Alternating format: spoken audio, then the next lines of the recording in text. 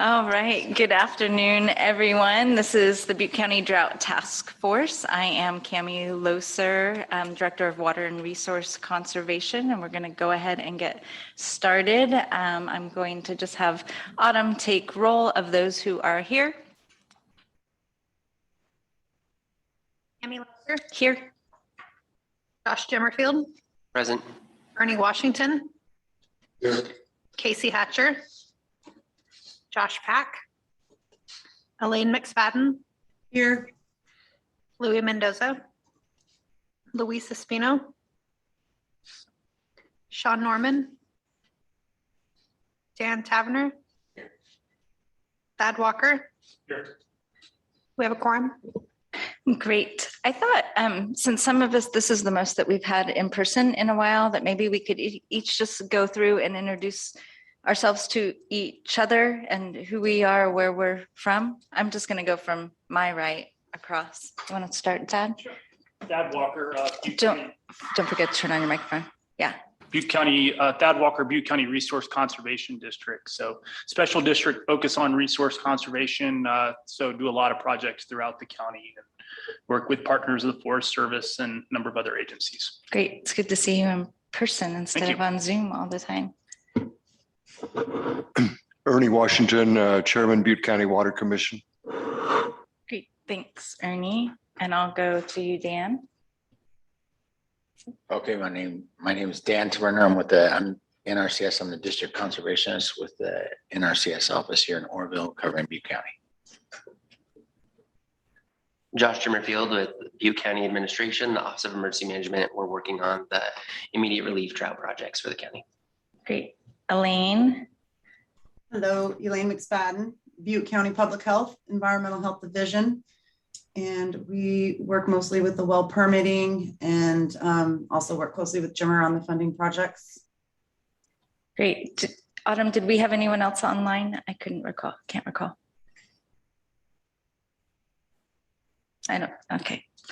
All right. And I'm Cami Loser, Director of the Department of Water and Resource Conservation. So that was our introduction. So our agenda today is we kind of have a standing list of things that we cover from various department heads or other organizations and entities. So if you're not on this list, there is a place to report out at the end. I did take both Louis and Luis off of the agenda today because I knew that they wouldn't be here. So we'll just kind of go through the agenda. Kelly does have a presentation in a little bit, and just most of the purpose is just to kind of update everyone on the happenings of the county and different entities with regard to drought response. So I'm going to kick it off with just the drought study recommendations update. For those of you who might remember, we did the Department of Water and Resource Conservation had a drought impact analysis study that was prepared, and it was reviewed by the Board of Supervisors or Water Commission Board of Supervisors. We did have a presentation here on the drought impact analysis study, and there were several recommendations that were made suggested in the study, and the Drought Task Force reviewed those recommendations. The Water Commission reviewed those recommendations, and then we brought them forward to the Board of Supervisors at their July 26th meeting. And there were 5 recommendations that were suggested, and the board did pass those 5 recommendations so that we can move forward with them as funding becomes available. And some of that includes, as funding becomes available, we'll update the drought plan, and we can touch on some of the efforts to obtain funding to do that. Some of the other recommendations included identifying screening tools and the use of DWR dashboards to assess drought and water shortage vulnerability for small water systems and domestic well users. The other recommendations included conducting a risk assessment process into the drought plan, and just to continue pursuing grant funding for various opportunities for drought policy and management objectives, and also just tracking the droughts and having some data metrics and dashboards to track the droughts now, in the future, and just prepare for future droughts, because hopefully one day it will rain again. So those, again, that went to the Board of Supervisors on July 26th. And so the department, along with Josh Jimmerfield and OEM, will be working to be able to obtain grant funding to kind of start implementing some of those recommendations and incorporating them into the drought plan. So that's all that I have on that. Does anyone have any questions? Is there, I don't know how many participants we have from the public. Is there anyone out there that has any questions? Members of the public, if you have a question, you can raise your hand and I will unmute you. There are no hands raised. Okay, great. So I'm going to hand it over to Josh to talk about the Drought Plan Guidebook Working Group update. So I've been working with Department of Water Resources on the drought plan guidebook update working group. And what we're looking to create is just a guidebook that'll help folks develop this is like statewide, that'll help develop those drought plans and recommendations. And so we've gone through the first 4 chapters, provided comments and recommendations from multiple counties, and we're looking through right now, it's really the risk assessment matrix, and what does that look like for each of the counties? So how do we quantify drought risk? What is that going to look like? And what are some of those thresholds and triggers that would allow a county to more confidently go into a drought as a disaster? And then what are some of the things that they can do on the back end? Best practices, lessons learned. There's a lot of templates from some of the other counties on some of the projects and things that they're putting forth. And so we're trying to compile all of those and really make it more of a resource-based product that counties can use then to help facilitate either having a contractor go out and update their drought plan, or in-house creating that drought plan, but it'll give them some resources.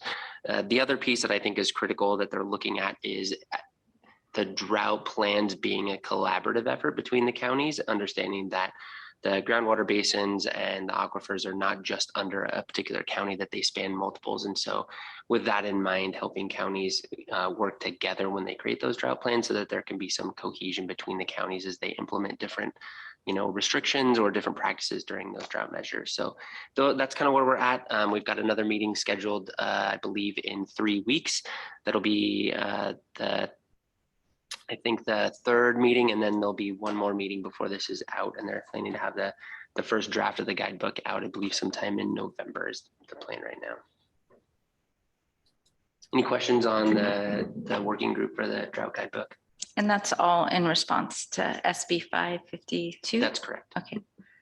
Are they including, I know that there's requirements in SB 552 for like small, for community water systems, or is there some kind of component in that? I know they don't have to prepare a drought plan, but there are requirements of those that would be incorporated into the. There are, so there's some discussions, and we have some of the folks that we have working in the group have some more familiarity with those, and so they're adding in some templates and some best practices and some examples of how those have been incorporated into drought plans for counties through either like MOUs or some other type of a formal agreement with each of the counties, and how that can coexist. Great. Any other questions? All right. Anyone out in the public? There are no hands raised. Okay, thank you. We also have Josh, the Emergency Drought Response Small Community Drought Relief Program, and we did include some handout materials in our sit stat. We included the sit stat in the packet. That's in this packet of papers. Yeah. So really quickly on that, the drought program, the numbers have changed just a little bit. We've got a few more than were in our last. So what's in the packet, we've elevated a little bit.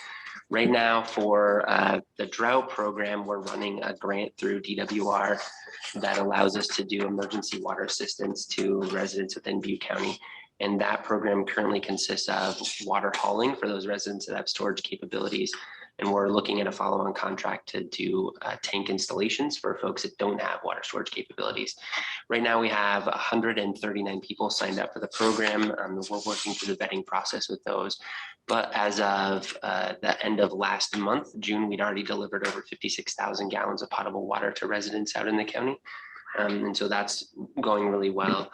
We have a contractor right now, L&L Farms, who's doing the water deliveries through a potable water truck that's certified with the state. And we're working to get, the rest of those people spun up into that program. Our goal right now is to establish the tank program, hopefully by the end of this month. We'll see how that goes. We've been working with legal and general services to try and figure out how we can get that contract put in place. But we have done some research, and we do know that there are both pumps and tanks locally available. So I don't think that'll be a limiting factor. Right now, we have 47 people within the overall sign-up program that would be requiring a tank of some sort to get that water on their property. So we're working through that part with them and trying to understand how that's being done. We've also reached out to Glenn County and Colusa County, who are running similar programs.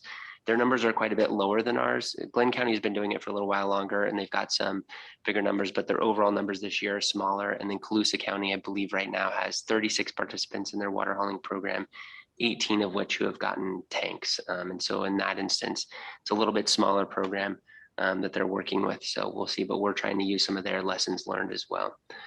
That's currently what we're doing. We're also looking at right now, the money that we have will expire, or will burn through it, but it expires in June of next year, 2023. So that's the limit of our ability to facilitate that program. There are potentially some options through CDAA, the California Disaster Assistance Act, for us to continue this program beyond that. We're working with CalOES right now to understand what that would look like and what components would be covered. So if we need to file, we have right now an emergency declaration. If we need to file for that extension to CDAA, that would be something that we're working with the state to determine if they can cover the program longer if we continue on through the drought. We're also looking at some other funding mechanisms, and potentially there's might be more funding in the same exact program where we would be able to just continue on and add to the program as it is without making any changes. So they could do a budget adjustment for us and add more funding. So pending any questions, that's what we've got right now on the drought. Any questions? Anyone online? There are no hands raised.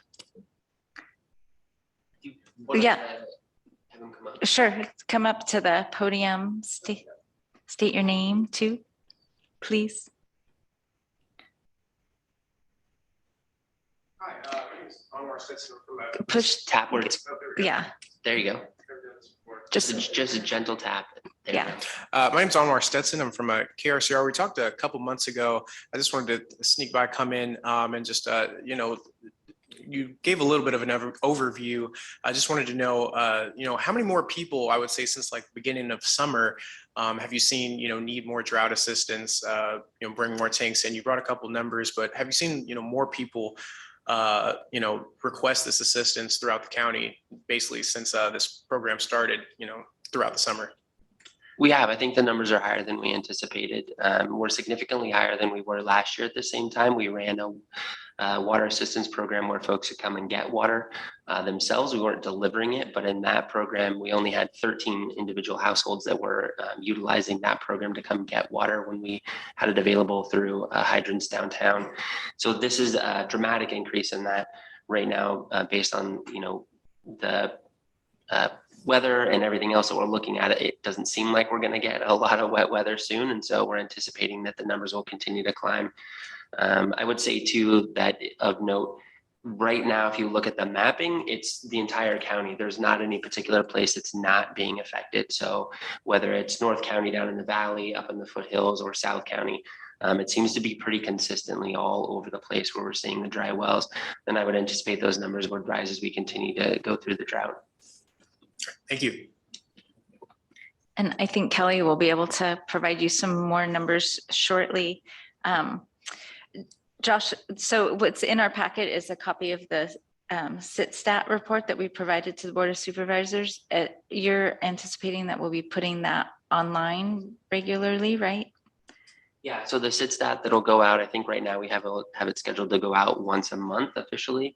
And that'll go out with the Board of Supervisors agenda and be posted online. It'll both be on the Board of Supervisors site and on the Butte County .net/drought site. It'll be posted there as well, and then linked to multiple other sites within the county. And that's monthly. We're going to update those numbers. That's correct. Okay, great. All right. So now, if there's no other questions, I'm going to pass it over to Kelly. Okay. And Kelly has a presentation that she's going to bring up. Great. Okay, here we are. Let me just get this pulled up correctly.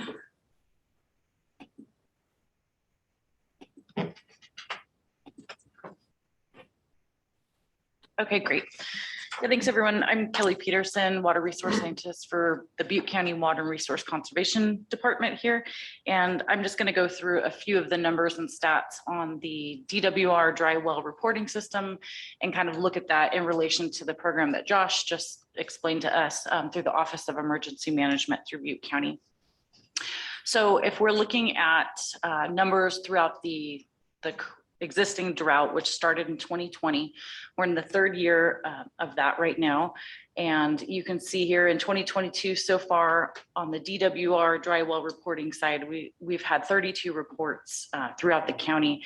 And these red dots on the map indicate where those reports are coming from. It's important to note that this is a voluntary report. So we're really, reliant on people coming to this website, filling the information out, but it's definitely not mandatory. And in fact, a lot of the information, they don't even necessarily have to fill out. So you can get reports in here that don't have a city or a location associated with them. So we're very cognizant that it's likely underreporting the needs here throughout the county, but here are the numbers that lead us. It is one metric to look at. So as you can see, some things have changed in terms of the communities and the reporting throughout our communities in Butte County. Most of those this year have really occurred in both Chico and Oroville, two of our most highly populated areas. But for a total between 2021 and 2022 of 76 reports at this point in time. So what we do is we get those reports here internally. We get the contact information that the folks provide, and I go ahead and I've contacted all the reporters from this current drought and also back into 2015-16, just to see, assuming that they probably have, if they had problems back then, they probably have them as well. So I've contacted those folks, and what we do is I start with a phone call and I reach out to each person and try to understand their situation. So, what is it that's going on with their well? What do they know about it? What do they not know about it? Whether or not they understand the total depth of their well, where their pump is in relation to the depth of their well. Because one option is obviously lowering your pump in your well would be a first line. But understanding whether or not they have a storage tank or not, and then options for each particular person.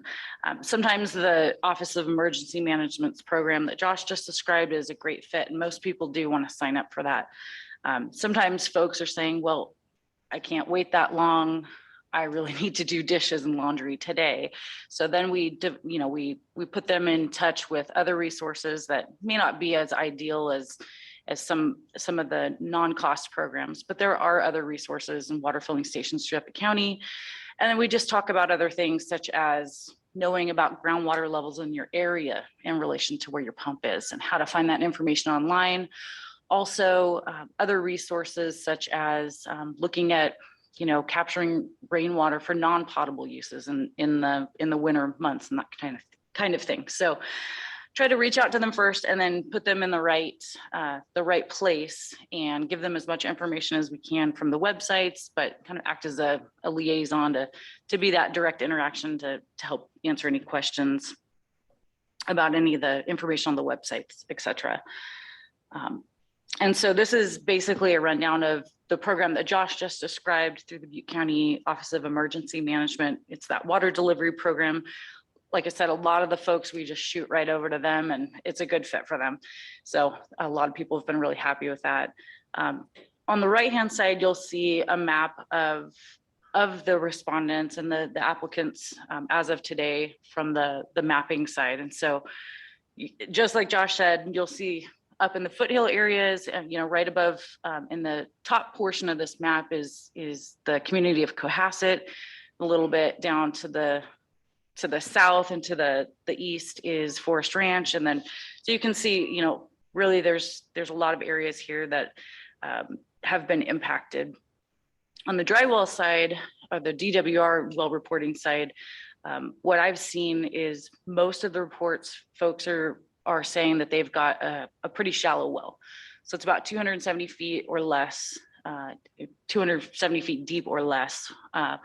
There's a couple of outliers in that. In Butte Valley, there's been a couple of deeper wells, of course, but most of the impacts that we're seeing are from pretty shallow wells, as to be expected.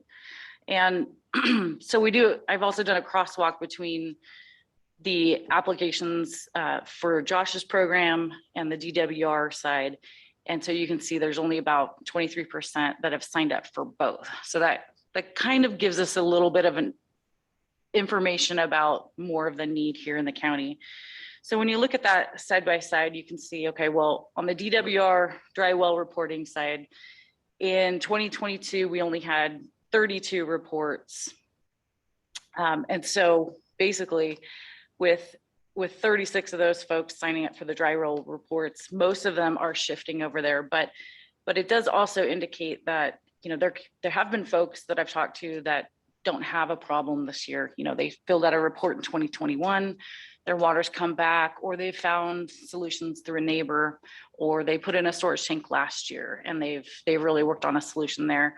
The other part of it is that, you know, our outreach could just not be working our way to certain people within the county as well too. So really trying to brainstorm and get bigger ideas on how to get people the resources they need. And likewise on the right-hand side, you know, if only 23% of the folks that are showing need in the county are filling out the dry well reports, I think that just highlights that when the state looks at impacts from the drought, at least within Butte County, it's really important to take both metrics into account and not just necessarily the state reporting side, but also looking at, you know, any sort of metrics that we do have out there. And so with that, I will open it up for any questions or anything that Josh might have to add also. So I talked about your program a lot. Does anyone have any questions? Yeah, I did. On that 56,000 gallons, how many households did that roughly serve? Or if I'm remembering correctly, I believe it's 89 households. Okay. But I can double check and get the actual numbers for you. I just did a report out to DWR the other day, so it's just kind of off the top. Yeah, no worries. Just kind of curious on that. And then you said the funding goes through June of next year. Is that based on when the funding expires or on the prediction of how long that program will last, or those dollars can be stretched based on the current level of participants or projected number of participants? So it's a little bit of both. So right now the funding does expire at the end of June next year. And right now, as long as we maintain, I believe we can go up to 180 residents in the program and maintain and be just about out of funds on time. If the program gets much bigger than that though, then that will inhibit our ability to go all the way into June. So we'll have to see what that looks like. And like I said, we'll be searching for other additional resources that might be able to get us over that threshold. So CDAA money may be an option, which is being used in Colusa County as well to fund the program. Other questions? Dan? Yeah, I had one question, just if the funding is going to be ending in June, are we expecting the drought to be continuing then? So are we looking for where we're going to bridge across that, or how we're going to move into the next years of drought and funding? We are, absolutely. And so that's one of the things we're looking at the state too, right? This is a state-run program. We don't have the resources in the county to maintain a program like this. And so I think looking at Governor Newsom's budget and all the money that's being put out there for drought, there's a lot of money available.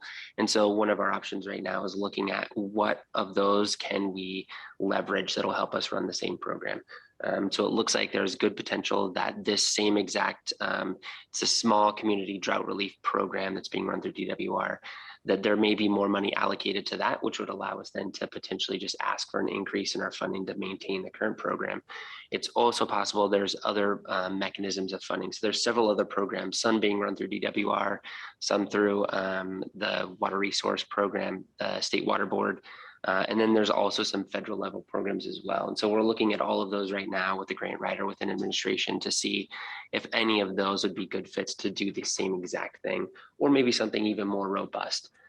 There's also several programs. One of them, the RCAC is running a program for individual households where they're looking at well replacement, well repair. So there's some additional programs that are coming out that may help people with a long-term solution that would mean we could take some of these people off the program. So we're hoping to leverage those. But the reality is that if nothing shows up, the drought is not going to stop just because we have no money. And so that's something we're trying to message out to folks, is that this is really just a Band-Aid to a bigger problem. And we need to be working hard to find some long-term solutions for folks, or they should be reviewing those themselves. One other question is just with the reporting stuff. Do ag producers or stock, cattle or cattlemen or grazing operations that have wells that fail, would they report? Are there any programs or dollars that would be available in this type of program? Is something like that available? I don't know. I haven't seen anything to that. Kelly, are you aware of anything for agricultural use for dry wells? No, that's a good question though. And in fact, at the webinar I went to a couple of weeks ago through NACWA, there was a couple of surrounding counties that spoke about that need as well. So what they're finding is that some of the programs that are funding some of the programs like we have here through DWR, they're not applicable to livestock and horses and some of these unique situations. Whereas maybe on the USDA side as well too, they're not considered a production animal, and so there is a space there where we're seeing that there's a gap of resources for the need. So yeah, that I know in other counties they are looking at non-potable sources as well too, and a program for that. So that's something that we could maybe think about expanding as well, and looking to them as a guidepost for that, but not at the moment. So last week I did hear from someone who had an issue with horses here in Butte County as well. And so yeah, I'm really just sending them down to the emergency water filling stations that we do have in South County through South Feather Water and Power. It's definitely not ideal for that situation in some cases because it's a 5-gallon container minimum or maximum actually, and it may not be close to their residence. But the other option is purchasing a water storage tank or having water deliveries at your, come to your house at your cost. So there's options. They just don't necessarily fit into the no cost programs that we have here at the county. The website though, which we go into soon, I'll show you where all that good stuff is. A significant problem that livestock producers are having is surface water sources, springs drying up, and their cattle or other stock are out there in a pasture that's got no water, so they've got to haul water from some source. Is the county, I know with folks whose wells have gone dry, it's not ideal in that sense, but is the county getting any resources for awareness on conservation? Are there state dollars available right now? So there are some dollars available for education and getting that message out there. A lot of those, though, I think right now are going to the water providers, which I think is appropriate. And so I know Cal Water's got a pretty robust program. They're doing a lot of different things to promote conservation. We're piggybacking on some of their resources that they've created, but we also have some resources that we're getting out to the public. We're going to be at the fair. We're going to farmers markets and the Saturday markets. And that'll be a big part of what we're promoting out of OEM, along with water resource and conservation and environmental health, is that education and the outreach to let folks know, hey, this is important, that, you know, conservation as well as long-term solutions are really what's going to get us over the hump and get us, you know, through the drought right now. So there's money out there, and we have some of that available right now that we're using to do some brochures and some development of materials. And I'll just add to that, that we do have a water conservation page specifically on our website. So, you know, some of the big things are fix your leaks and don't stop watering your trees. You know, if you're going to water something, don't stop watering those. Yeah, we'll walk through that a little bit too, to show folks where that information is. Great. Any other questions? Anyone online? Jim Brobeck has his hand raised. Jim, go ahead.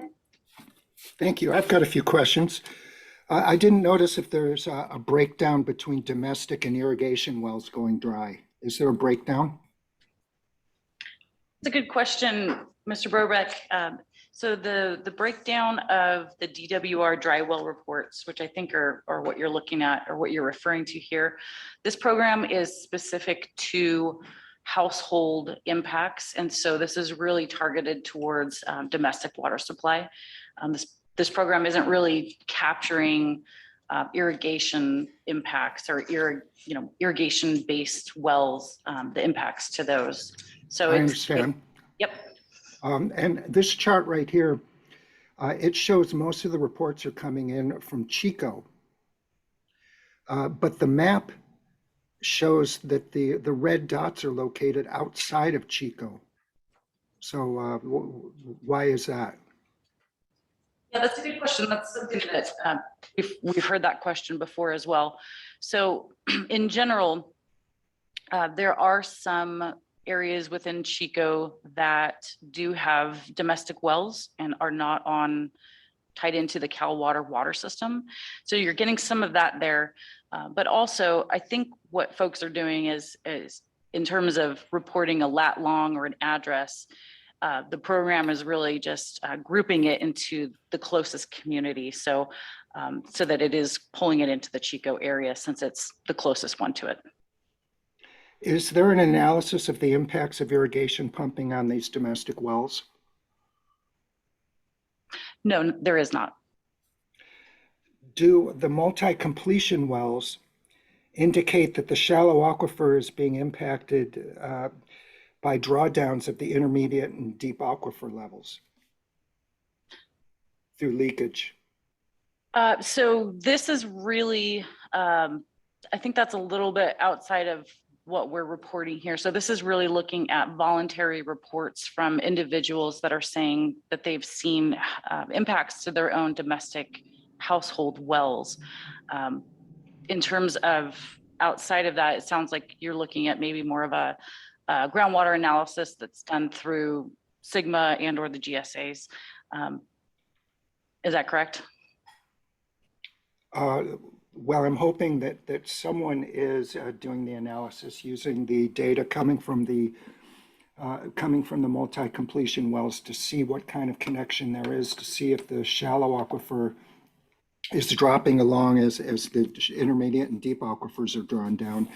Now, I don't have the data in front of me, so I can't. I assume that may be a possibility, and I think it's an important consideration to understand, especially since these domestic well owners are being so encouraged to conserve. Along those lines, Cal Water encourages conservation by imposing tier pricing, but I'm not aware of any type of encouragement for people that are not tied into to Cal Water to monitor or to encourage the conservation.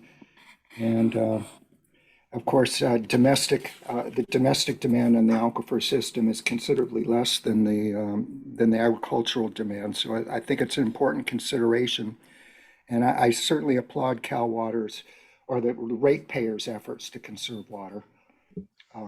As a ratepayer myself, it is concerning when I hit that next tier and the price starts going up per unit. Do long-term solutions to dealing with this drought, especially if this drought persists as it has for 22 years in the Colorado Basin, Do you think that long-term solutions are going to have to include some sort of groundwater allocation efforts, either in the subbasins or in through some interbasin agreements? Thanks, Jim. This is Cami. That would probably be something that would be discussed as part of long-range drought planning, like an update to the drought plan as potential mitigation, but not as something that's being discussed currently. Okay, but I think it's important to bring it up early on in the conversation so it doesn't shock people when the inevitable need to figure out how to equitably share the resource amongst the citizens of not just the Vina subbasin and the Butte subbasins, but in the entire region. And I know it's controversial. I know no one wants to do it, but there we are. I think it's important to keep bringing it up and get people used to the concept of what has been required in other parts of the state, and hopefully won't be required here, but it may well if this drought persists year after year, which it certainly could. So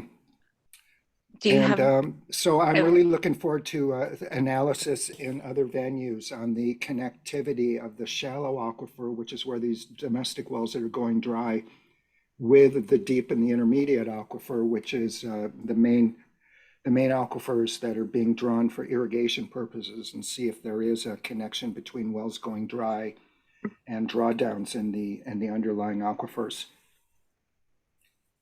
Great. Thank you, Jim, for your comments. Anyone else have any other comments online? There are no hands. Okay. All right. Well, we touched a little bit on drought outreach materials. I didn't know if Josh or Kelly had anything to add to that discussion of what's available. Just that there's a couple up here in case folks are interested in picking one up on their way out. Okay. Or if you would like any to share at your own offices, let us know. We're happy to provide any. Okay, great. That's a good segue. Is there anyone that has any comments, questions? There are no hands raised.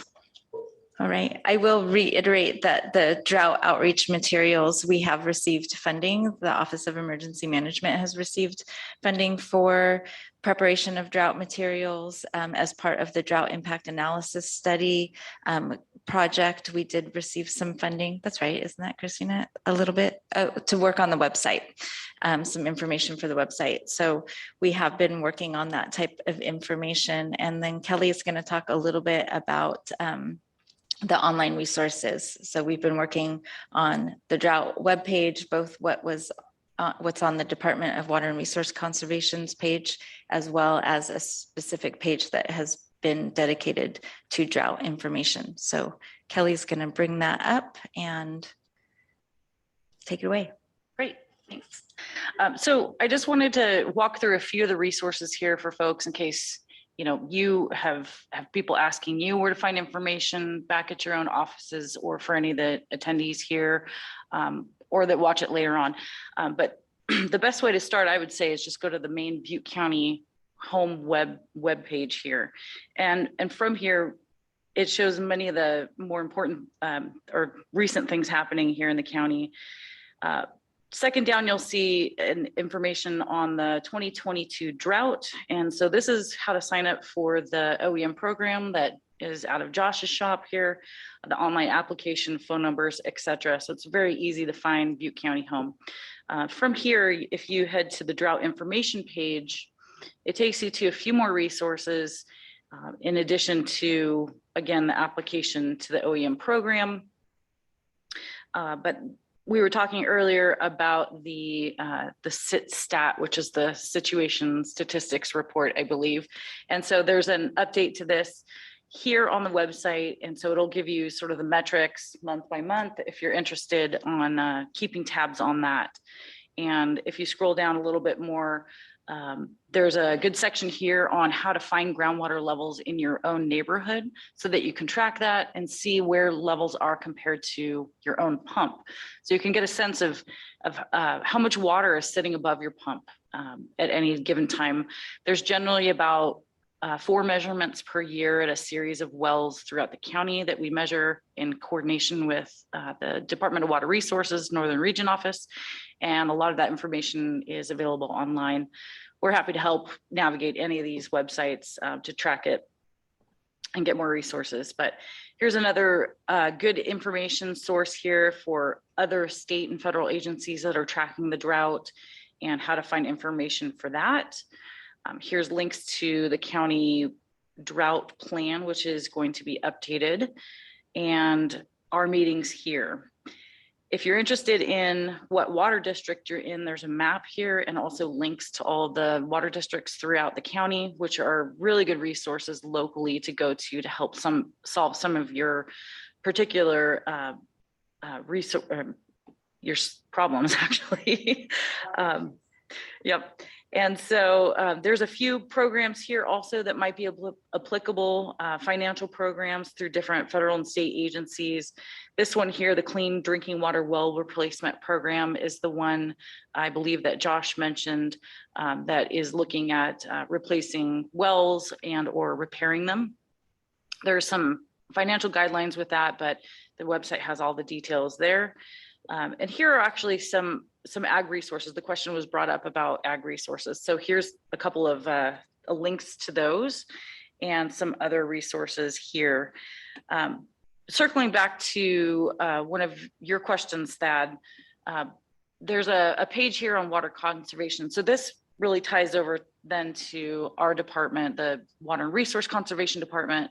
And so it kind of gives folks, sort of the rundown of here are the most important, ways to conserve throughout this drought and potentially future droughts. But here, now that you're on our department website, you can click on this drought information. That's sort of the main page, which then takes you again to those 3 pages. So we've broken it down by water conditions, which is where you can find all the precipitation data, groundwater level data in your neighborhood, et cetera. Just really some great tools so that you can sort of take it into your own hands in a way to figure out how, where conditions are in your own neighborhood. Some of these are a little bit not exactly easy to navigate, but I'm available to reach out. We can walk through it on a phone call and go through it together. I'm happy to do that. And I've done that for many people so far. This is a really good website, though, that you probably will want to send folks to, or if your own well is being impacted, this is where I send folks. Again, groundwater levels in your area. This is where to report to DWR the water supply shortage. And so we know that it's voluntary and it's an extra step, but what it does is it elevates the impacts that we're seeing in the county to that state level to help continue to bring funding to programs such as, the ones that we're implementing through Josh's program as well.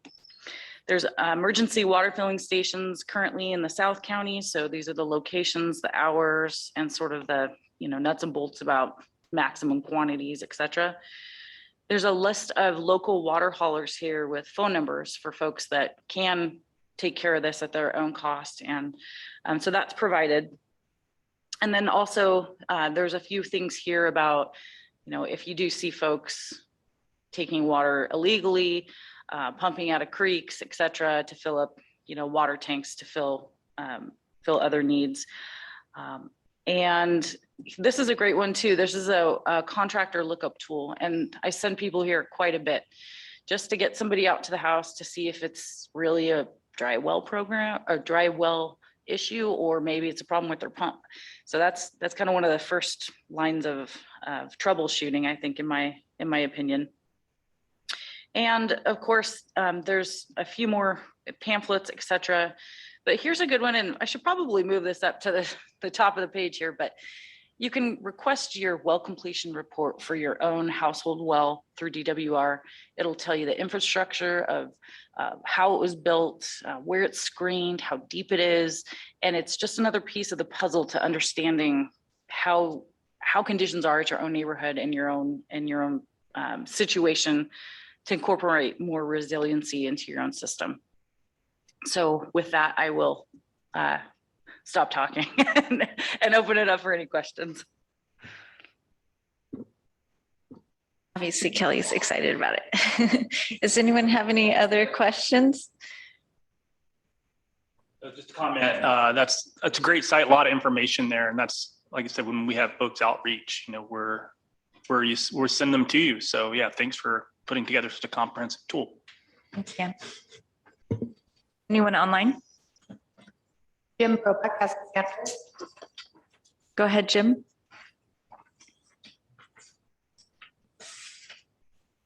There we go. On the local reporting, I'm looking for that again. I was hoping to see that the map and the chart that you have in your presentation today under the water condition tab, if you could add that to it so we can kind of track where the problems are in Butte County. It might be helpful if you've got any data from nearby county too, but at least that one map that you showed us during your presentation, I would like to see that. I would like to see that on the list as well. I mean, on that portion on water conditions. Yeah, it's a great deal of information. I think it's really important as well. And so that's why we've actually put it a little bit farther up, as you can think about a website, but in a more broad page. So when you go to the Butte County home site and you get to the drought, /drought, it's right under here under the Office of Emergency Management Drought Updates. So this is the most recent one based on July 26 numbers, but what you'll see in here are very similar stats. You'll see the same table, you'll see the same maps, etc. And so it will be closer to the fingertips of somebody navigating the site rather than having to click 6 times. They can get there in 2 steps. So that's where it lives right now. Okay, I'm scrolling through it, and it didn't pop right up. This is under the Butte County Drought Information page. Yes, it's buttecounty.net/drought. Right. Taking a little bit of time to pull up as well here. And yeah, I'm looking through it, and groundwater, your location. There we go. I think it wants to.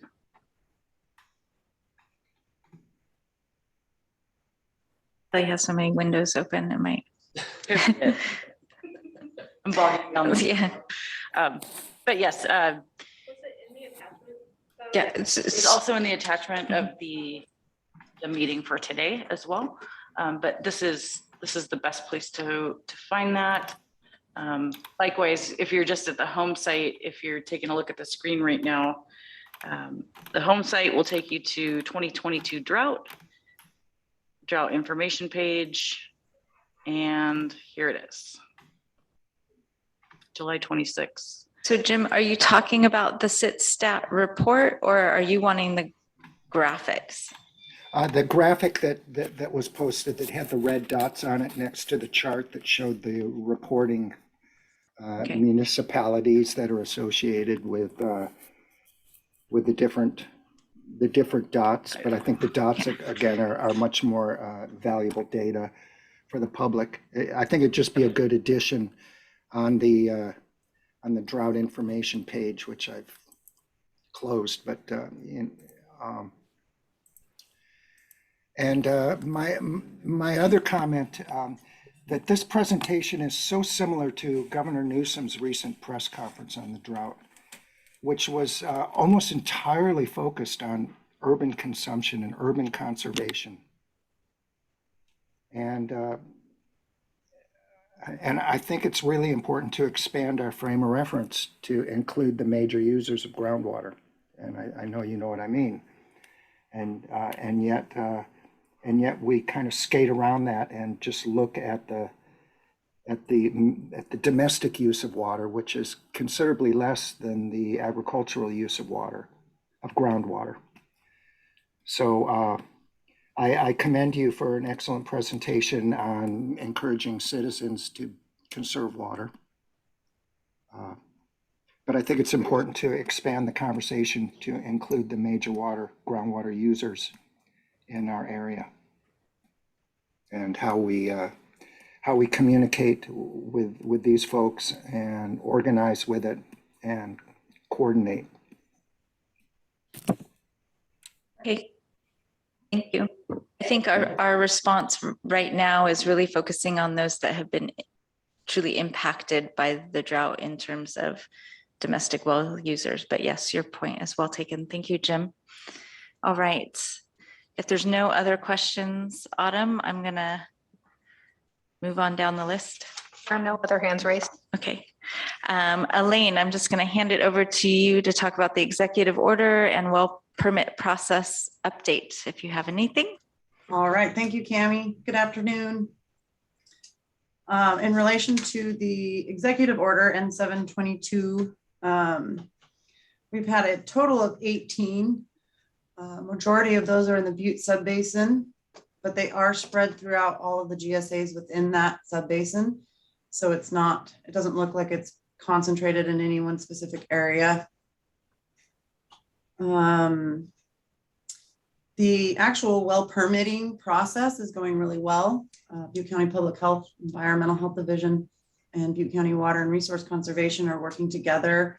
And we have, it's been going pretty smoothly. So I don't have any issues to report there. We gave an update of this also at our water well advisory group that was held on August 4th. And that's all I have in regards to the actual order. If anyone has any questions related to that. Any questions? There are no raised. Okay. Okay. All right. Quarterly report. Okay. And I can share my screen with this unless I didn't know if you had it handy over there. Okay. I think we all have it, but maybe if you want to bring it up, that'd be great. And there is one question you said, Jim. Autumn. Jim raised his hand. Okay. Jim, did you have a question on the executive order? This is more a comment on local well permits. I attended a meeting recently, just this week. It was I believe it was the Tehama County, it was a Tehama County GSA, or it was a water meeting of some sort. I go to so many, sometimes I can't keep them apart, but they have started a process there where deep wells, deep irrigation wells, they're restricting the screening of them so that they don't connect the different layers. So they don't want them to have screens in the upper layer. They just want it down in the production layer.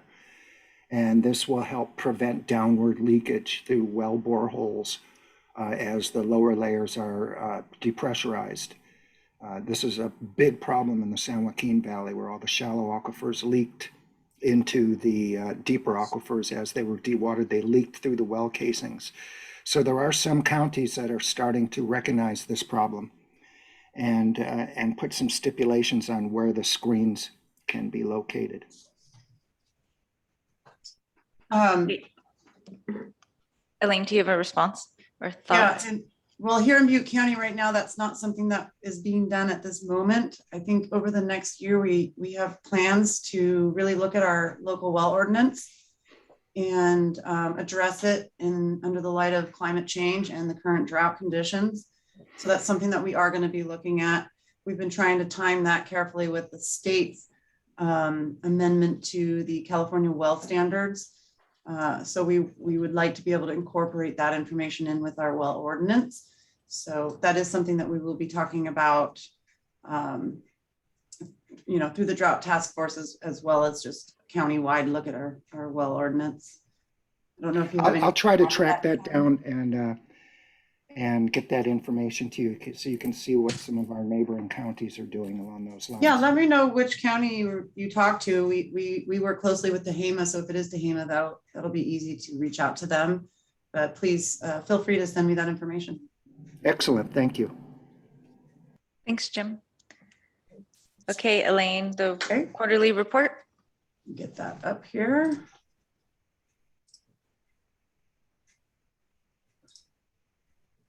Okay, can everybody see that? Yes.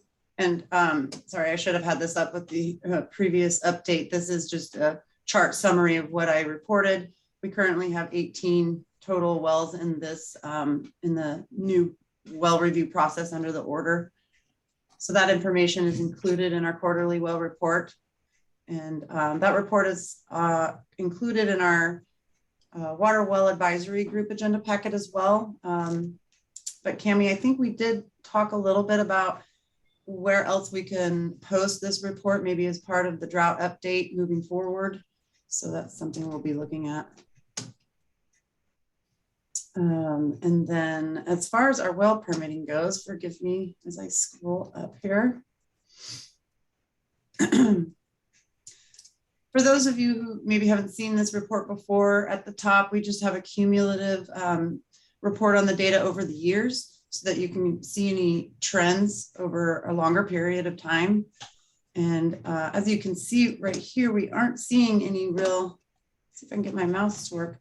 We aren't seeing any real significant trends right now in relation to this drought. But if you look here back when we had some drier years in the past, we had a significant increase in well permitting. So I believe that a lot of folks either repaired their well or deepened their well or drilled a new deep well back in the previous drought. And that may be why we're seeing a little bit less impact at this time.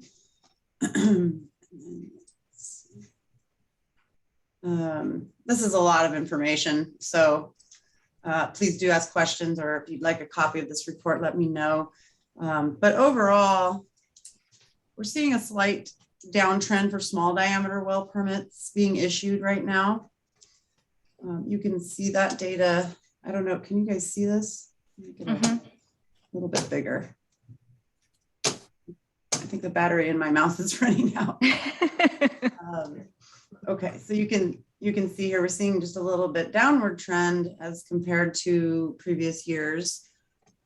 However, in our, excuse me, large diameter wells, we're seeing right now a little bit of a slight uptrend for the large diameter wells being issued.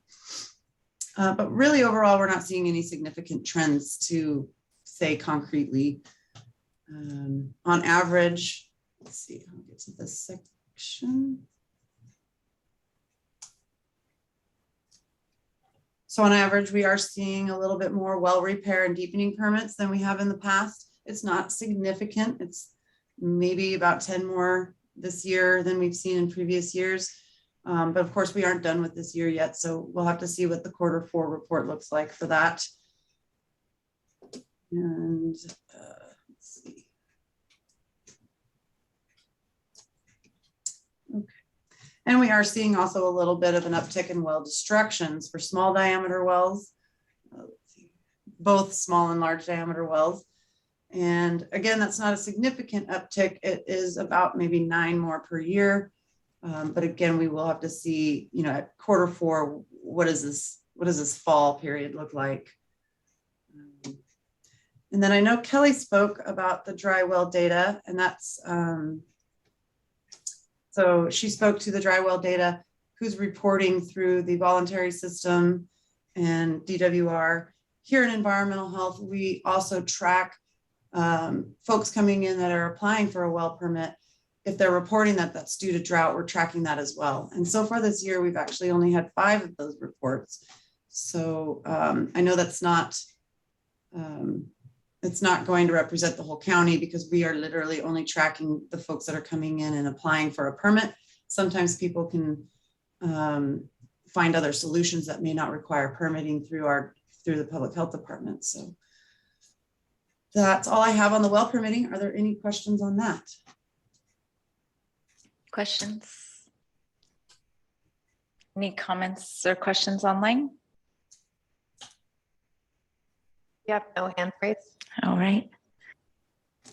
Thank you, Elaine. All right, thank you, Cami. All right, we do have fire conditions on our list, but I do not think we have a representative from CAL FIRE, which is always questionable this time of year. Josh wouldn't be here either, though.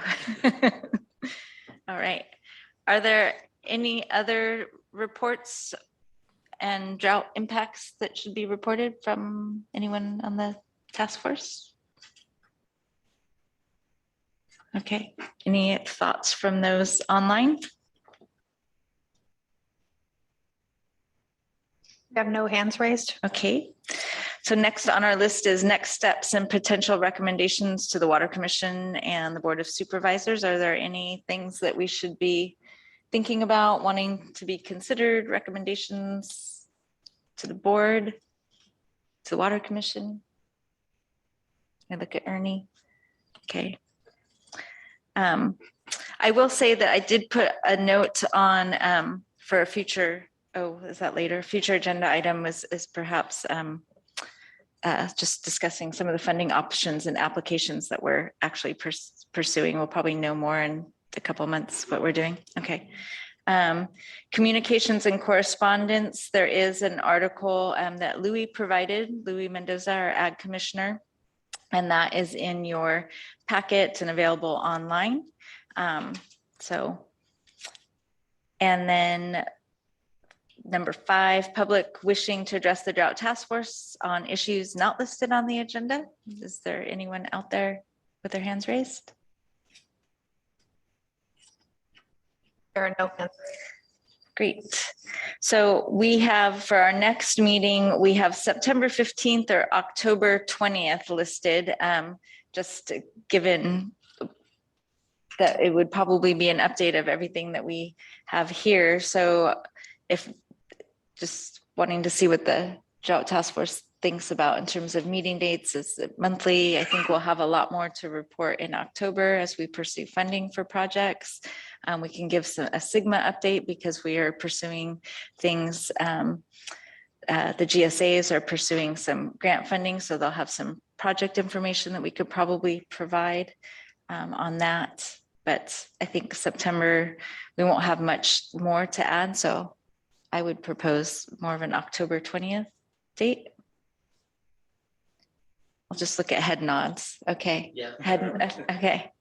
All right. Well, with that, then we will meet back here on October 20th. Perfect. Oh, Elaine, was that a hand raise or? Apologies, I meant to say thumbs up. Okay. Sounds great. All right. Thank you, everyone.